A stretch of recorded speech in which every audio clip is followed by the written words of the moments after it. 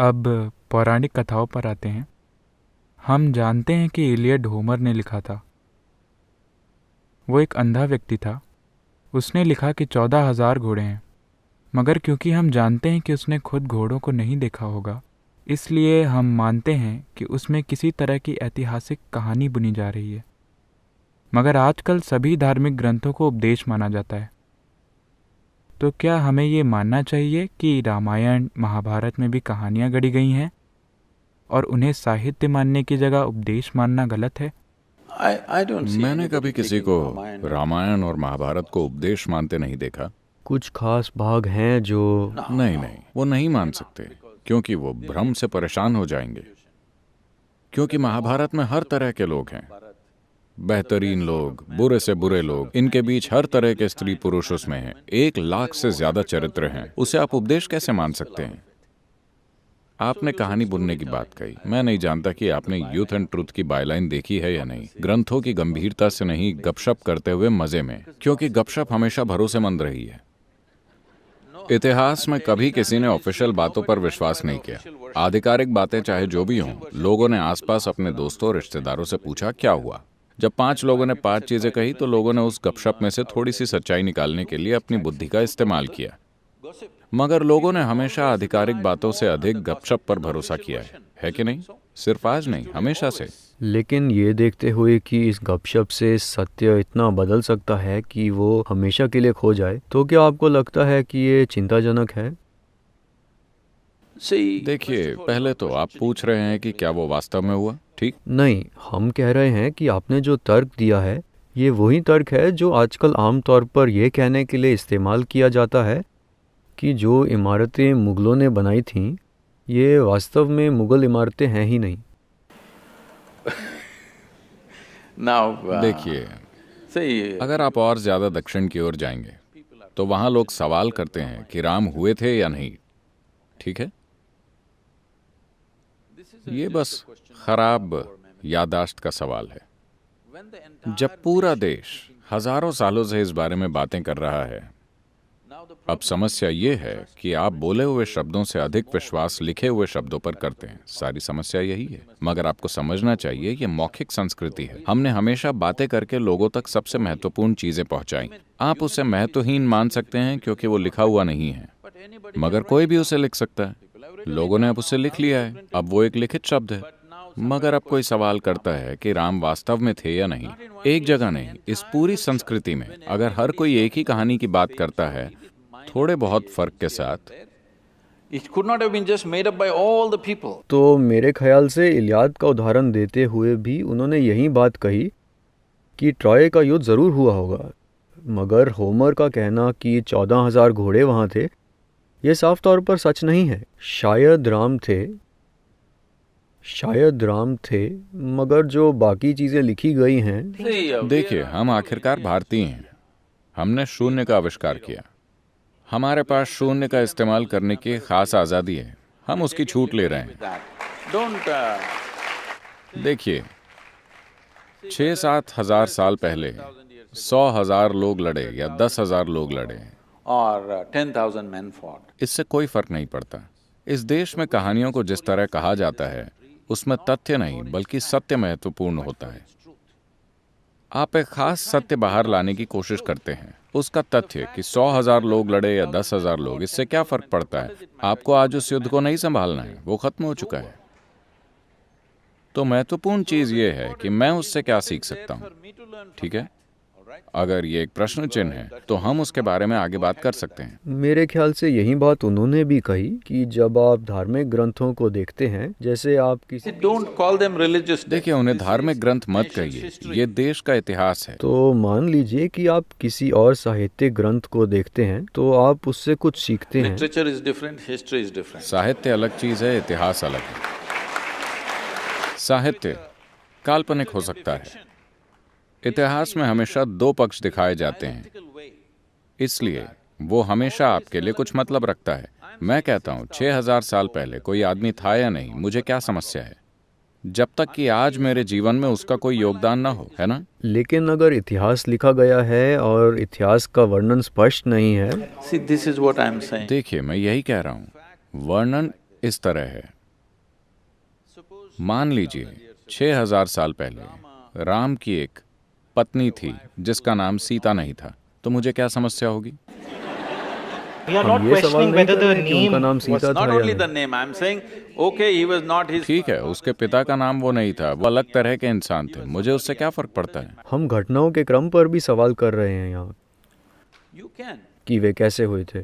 Sequence of events also you can question, but what? कौन सी घटना कब हुई, इस पर भी आप सवाल कर सकते हैं, मगर मैं ये पूछ रहा हूँ कि 6000 साल पुराने नाटक में अगर थोड़ी हेरफेर हो गई है तो ये आपकी समस्या नहीं है। समस्या सिर्फ ये है कि क्या हमारे लिए उसमें कुछ है। बात बस यही है। तो सवाल है कि इस देश में हम राम की पूजा क्यों करते हैं? वो कोई बहुत सफल व्यक्ति नहीं थे। अगर आप इसे ध्यान से देखें तो वो लगातार असफल रहे। हाँ, आज भी वो जमीन की समस्याओं से जूझ रहे हैं, इसीलिए आपने ये मुद्दा उठाया।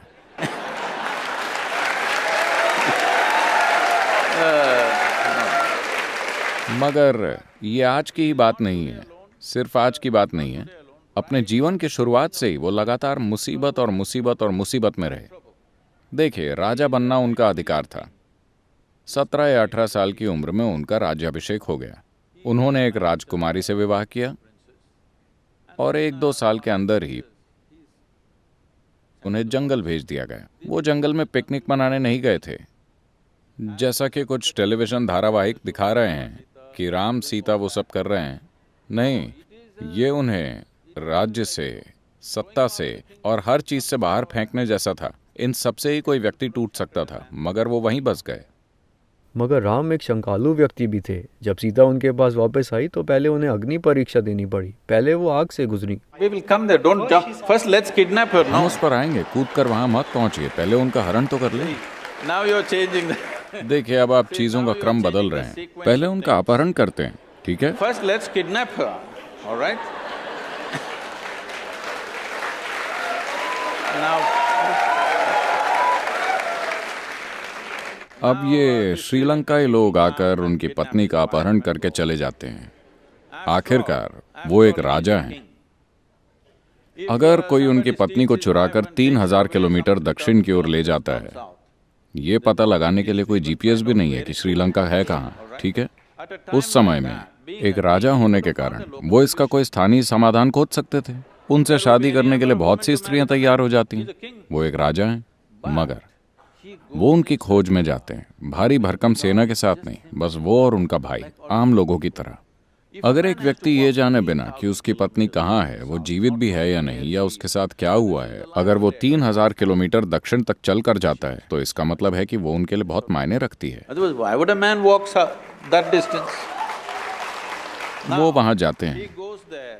एक तमिल सेना बनाते हैं, ये मत भूलिए। And then, फिर युद्ध होता there है, is a fight. वो सैकड़ों लोगों को मार देते हैं और एक सुंदर शहर को जला देते हैं, अपनी पत्नी को वापस लाते हैं और रहने लगते हैं। इससे पहले मैं आपको बताता हूँ, वो 1 वर्ष के लिए हिमालय में प्रायश्चित करने जाते हैं। उनका भाई पूछता है, आप पागल हैं? इस आदमी ने आपकी पत्नी चुरा ली और आप उसकी मृत्यु के लिए प्रायश्चित कर रहे हैं? Penance for his वो बोले, रावण के 10 मूल स्वभाव थे, उनमें से 9 भयानक गुणों को मारने के लिए मुझे कोई प्रायश्चित नहीं करना है, कोई तपस्या नहीं करनी है। मगर वो एक महान भक्त भी था और मैंने एक भक्त को भी मारा, तो ये आदमी 1 साल के प्रायश्चित के लिए year गया। of penance the man goes for. This is not a… And then he settles फिर वो down. आराम से रहने लगता है और उसकी पत्नी गर्भवती है। आपको समझना चाहिए, एक राजा की पत्नी के गर्भवती होने का मतलब है कि ये सिर्फ बच्चे की बात नहीं है, वो उसके साम्राज्य का वंशज है। इसमें और भी कई चीजें शामिल होती हैं। कोई सोनोग्राम नहीं, तो उन्हें पता नहीं था कि वो लड़का है या लड़की या लड़के या लड़कियां। मगर एक बार फिर ऐसी राजनीतिक स्थिति पैदा हुई जहाँ उन्हें अपनी पत्नी को जंगल भेजना पड़ा, जिसे आप शंकालु स्वभाव कह रहे हैं। नहीं नहीं नहीं नहीं, वो हिस्सा नहीं। तो हम पहली बात से भी शुरू कर सकते हैं, जिसमें सीता को बचाने के बाद सीता को अग्नि परीक्षा से गुजरना पड़ता है, वो साबित करने के लिए कि वो शुद्ध हैं, For whom? ताकि दूसरे लोग स्वीकार कर पाएं। क्योंकि राम को इससे बहुत फर्क पड़ता था कि लोग उन्हें कैसे देख रहे हैं। जब राम वापस आए तो उनके राज्य के किसी धोबी ने कहा, मैं राम की तरह नहीं हूँ जो ऐसी स्त्री को अपने घर में रखूंगा जिसकी कोख में शायद किसी और का ही बच्चा हो सकता है। इस वजह से राम ने सीता को फिर जंगल में भेज दिया। आप इसी असुरक्षा की बात पूरी कर रहे कथा में राम चाहते हैं कि उनकी प्रजा उनसे प्यार करे। नहीं नहीं, चलिए ठीक से इस पर बात करते हैं। आज हमारे देश में बहुत तरह की चीजें हैं। मैं आपसे पूछता हूँ, क्या आप इस देश के लिए ऐसा नेता चाहते हैं जो इस देश के लोगों को अपने परिवार और निजी प्रेम से ऊपर रखे? मैं आपसे पूछ रहा हूं। या आप एक धृतराष्ट्र चाहते हैं, किसी भी कीमत पर मेरा ही बेटा? आप एक ऐसा व्यक्ति चाहते हैं जो इस देश के नागरिकों को अपने परिवार से ऊपर रखता है। ये उनके लिए सिर्फ एक स्त्री नहीं थी, उन्होंने जाकर उसके लिए युद्ध लड़ा, 3000 किलोमीटर चल के गए। ये बस एक स्त्री नहीं थी, वो सीता के लिए जी रहे थे, मगर फिर भी उन्होंने गर्भावस्था की स्थिति में उसे जंगल वापस भेज दिया, अच्छी तरह ये जानते हुए कि ये उनके राज्य का भविष्य हो सकता है। देखिए, ये सिर्फ एक धोबी की बात नहीं है, यही आपकी गलती है। आप इन चीजों को शाब्दिक अर्थ में ले रहे हैं। एक धोबी ने कहा, यहां कहने का मतलब है कि आम लोग ऐसी बातें कर रहे थे।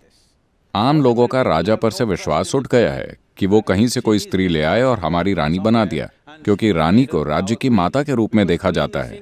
हम ऐसी स्त्री को माता के रूप में नहीं देखना चाहते। वो यही कह रहे हैं कि वो किसी जगह जाकर किसी दूसरे आदमी के साथ रह चुकी है। उस समय के लोग यही कह रहे थे। तो अगर राजा कहता, मुझे कोई परवाह नहीं है कि आप क्या सोचते हैं, मैं अपनी पत्नी से प्रेम करता हूं और उसे अपने साथ रखूंगा, तो वो एक अच्छा राजा, अच्छा प्रशासक नहीं होता। तो उन्होंने अपनी प्रजा को उस स्त्री से ऊपर रखा जिसे वो बहुत बहुत ज्यादा प्रेम करते थे, और वो गर्भवती भी थी। ये उनके लिए छोटी बात नहीं थी, उनके लिए पूरी दुनिया थी, मगर फिर भी उन्होंने उसे जंगल भेज दिया। इसे नमन किया जाना चाहिए। This is why we bow down to the man. No? Please say it. No. ठीक है, आगे बढ़ते हैं। No, why? He has something to say, please. तो एक व्यक्ति के रूप में अपनी अलग अलग जिम्मेदारियां होती है। एक राजा के रूप में अलग जिम्मेदारियां होती हैं और एक इंसान के रूप में, परिवार के सदस्य के रूप में अपनी अलग जिम्मेदारियां होती है। आप अपनी पत्नी को फेंक नहीं सकते, उसे जंगल नहीं भेज सकते। ये उसे वस्तु की तरह देखने जैसा है। वे उसे गर्भवती इंसान की तरह नहीं देख रहे जिसे कई चीज़ों की ज़रूरत है। Well, then you are against Gautam Buddha. फिर आप गौतम बुद्ध के खिलाफ हैं, आप राम के हर किसी के खिलाफ हैं। मगर आपको सही संदर्भ में इसे समझना चाहिए कि अगर ये स्त्री उनके लिए कोई मायने नहीं रखती तो वो उसके लिए श्रीलंका तक नहीं जाते, लड़ाई लड़कर उसे वापस नहीं लाते। ये उनके अंदर का अहंकार था कि वे क्या कर सकते हैं। His pride you could have gone. वो चाहते तो अहंकार में 100 पत्नियां रख सकते थे, मगर वो इस स्त्री के लिए गए जो उनके लिए इतना मायने रखती थी। हाँ, आगे बढ़ते हैं। No, you must see. नहीं, आपको उनके कहे शब्दों पर ध्यान देना चाहिए। आपको देखना चाहिए कि उन्होंने सीता के बारे में क्या कहा, वो उनके लिए क्या मायने रखती थी। कई बार शब्दों से ज्यादा जरूरी काम होते हैं। Why are you reading all these? आप उनके मन में इतने बुरे इरादे क्यों खोज रहे हैं? उन्होंने ऐसे इरादे नहीं प्रकट किए। He did not express. हम अपने शब्दों से कुछ भी कह सकते हैं। As far as you are देखिए, जहाँ तक आपकी बात है, आप वही जानते हैं जो आपने पढ़ा है। आप उनके जीवन के बारे में और कुछ नहीं जानते, न मैं ना आप। हाँ, बिल्कुल ठीक है। तो जो आपने पढ़ा है उसमें कहीं नहीं कहा गया है कि वो असुरक्षा के शिकार थे। कहीं ये नहीं कहा गया कि वो अपने अहंकार की वजह से गए। नहीं, हर जगह बहुत स्पष्ट रूप से कहा गया है। मैं आपको बताता हूँ, आज उनकी पूजा इसीलिए की जाती है क्योंकि हालांकि जीवन ने उनके सामने एक के बाद एक मुश्किलें रखी, इस आदमी ने कभी नाराजगी नहीं दिखाई, नफरत नहीं दिखाई, कभी क्रोधित नहीं हुए, वो वैरागी भी नहीं बन गए। उन्होंने जीवन भर अपना निजी दुख और तकलीफ दिल में रखते हुए अपना हर कर्तव्य पूरा किया। वो उस दिन तक अपनी प्रजा के लिए सबसे बेहतर काम करते चले गए। अगर इसे आप अहंकार का दोष मानते हैं तो